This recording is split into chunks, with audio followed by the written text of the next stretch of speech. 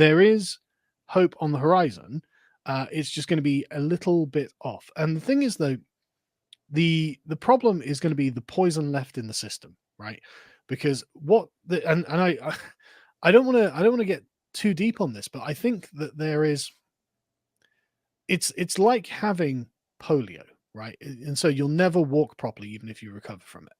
And so what's happening to Zoomers in particular from the millennials, because people of our generation dropped the ball and allowed them to take over, is that they have come into a world where I think there's, in some ways, kind of a piece of them missing, right?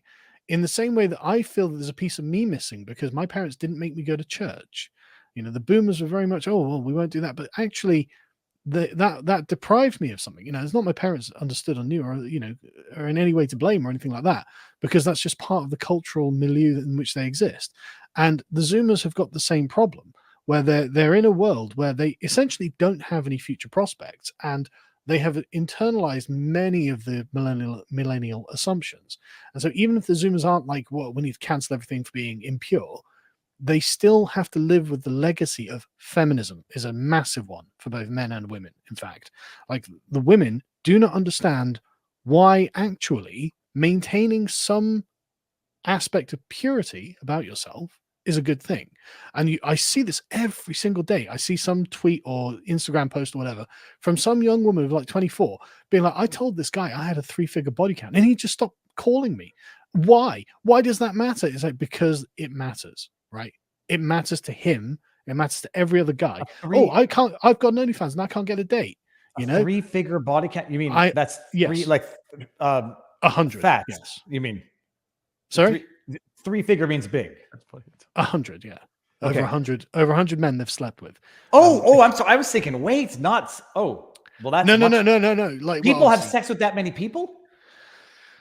They do now, because and I mean, when we were lads, I'm sure you remember, it was quite difficult to get a woman to put out, right? You had to work quite hard, buy lots of flowers, and you had to spend a lot of time investment before she would let you get anywhere, because she was considering her own sanctity to be something worth preserving. Well, the millennials have completely flattened that out, and that no longer exists for Generation Z women, which is not good for either the women or the men, because you've got so many young women who are like, I'm on OnlyFans, I can't get a date. No guy will date me because I'm on OnlyFans. It's like, okay. And then conversely, you've got the guys going, I can't find a woman who doesn't have a sordid history, that I would like to marry, and so this... I just need to say this, because this is not a double standard. If I knew of a man that had sex with 100 women, I would find it equally as nauseating. I mean, it's like I have trouble touching doorknobs. It is a double standard, and it's right that it's a double standard. This is another left-wing assumption we have to... I'll hear you out, and then I'll tell you my bit afterwards. Go ahead, Carl. So the question is one of power and decision-making, right? It is very easy for a woman to have sex. It's very hard for a man to have sex. And so it is an explicit and vulgar display of power when a woman just repeatedly has sex with lots and lots of different guys. That is not hard. It's in the same... conversely, it would be the same if you would be impressed if a woman were able to beat up 5 different guys, but you're not impressed when a guy beats up 5 different women, right? It's about relative social power. And that's why it's a double standard, and that's why it should be a double standard, right? A man who is... I'm doing wrong. I agree with you.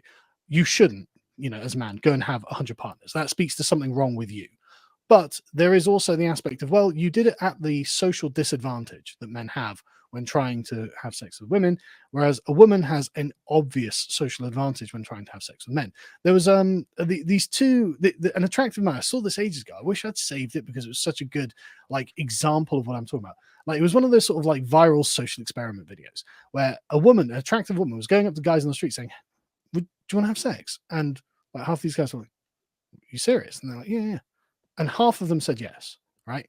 Attractive guy went up to various women on the streets, propositioning them, and like, hey, would you like to have sex? Just really nicely, friendly. Dangerous Ranger, pepper spray in the face. What percentage of those women do you think said yes? 5% at most. 0 of those women said yes, because there is something important about sex, right? Women control access to this very important thing. And you remember, sex before birth control, I mean, and even after, it's it's something profound, right? It generates new life, and that's a huge commitment for a woman. And so instinctively, they're going to be like, right, actually, I need to be particular with the guys I'm going to have sex with. And of course, millennial philosophy combined with birth control has made it so that, and abortion has made it so that women of the younger generation now don't understand what it was that was being protected, and the male instinct to have a woman who is yours, right? There's a phrase I see Zoomers using all the time. She wasn't your woman, it was just your turn, right? And that is the saddest phrase in the world to me, like genuinely sad. And I hate to base so much of what I see on viral posts, but I do think it's important because I think these hit a cultural like zeitgeist, right? They're part of they hit a node, which is why so many people want to share them, right? And so when like 100,000 or 1 million people have liked a particular post, there must have been something about it that was important, right? And you see all the time on like wholesome pages where it's like, oh, here's Ethel and George. They've been married for 80 years and they're still together at 95 or something like that. And everyone's like, oh, that's so wholesome. It's like, yes, it is wholesome. You will never have that. That has been denied to you. You can't even get a girlfriend for more than a month or 6 months. Like think about the way the world has changed and what has been taken away from you, and think about how to get it back. And I don't think the Zoomers can get it back. But maybe the children of the Zoomers can be like, actually, no, we're not going to be like this. Maybe. I don't know that that's possible. We're in a brave new world, I'm afraid. But like, it is part of the difference between men and women and what each of them wants from the other that we need to start essentially not turning back the clock on, but realigning to what essentially the biological reality of these things is.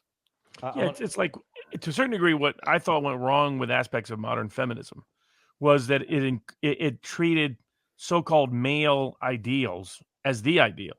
In other words, it stripped what was unique to femininity away from the source of women's power.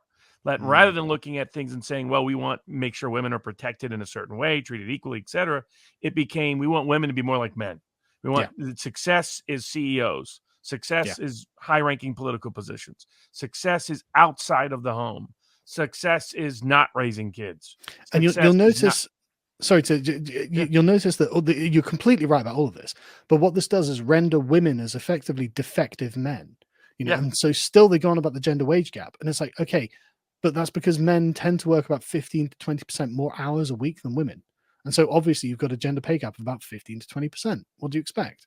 But you are exactly right. Like a properly feminist movement would lean into the femininity of women and say, well, look, actually, think about those men that you're sleeping with.